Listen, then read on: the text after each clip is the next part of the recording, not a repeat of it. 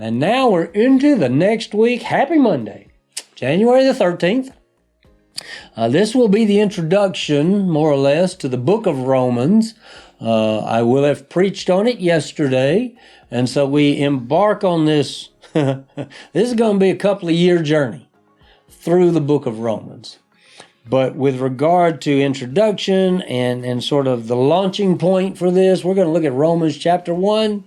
Verses 16 and 17, and it says, "For I am not ashamed of the gospel, for it is the power of God for salvation to everyone who believes, to the Jew first and also to the Greek.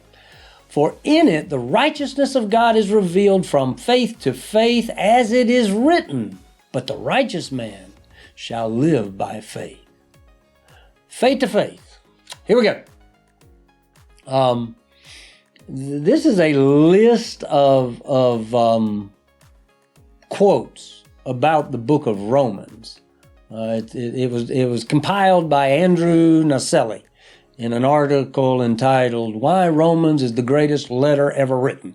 Okay, so I'm just letting you know that's my I'm telling you where it came from. Martin Luther said, "This epistle, Romans, is really the chief part of the New Testament and is truly the purest gospel. It is worthy not only that every Christian should know it word for word by heart, but also that he should occupy himself with it every day as the daily bread of the soul. We can never read it or ponder over it too much, for the more we deal with it, the more precious it becomes and the better it tastes." John Calvin said about the book of Romans, "When anyone understands this epistle, he has a passage open to him to the understanding of the whole Scripture." J.I. Packer said, "All roads in the Bible lead to Romans, and all views afforded by the Bible are seen most clearly from Romans. And when the message of Romans gets into a person's heart, there is no telling what may happen."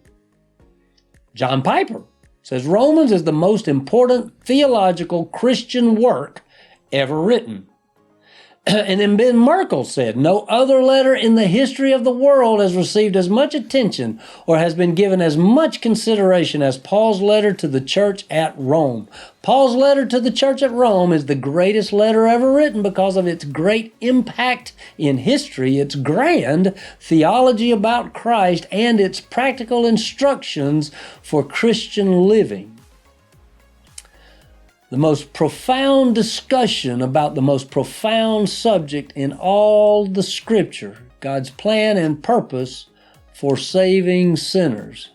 See, that was a statement by Liberty University. I'll be quoting from this Scholars Circle a little more, but the book of Romans is considered to be really important.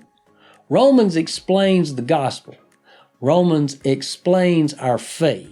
I refer to the book of Romans as giving definition to our faith. You see, if we considered 2 years ago faith and discipline, this past year we considered the object of our faith. Romans gives definition to our faith. Whew! See you tomorrow.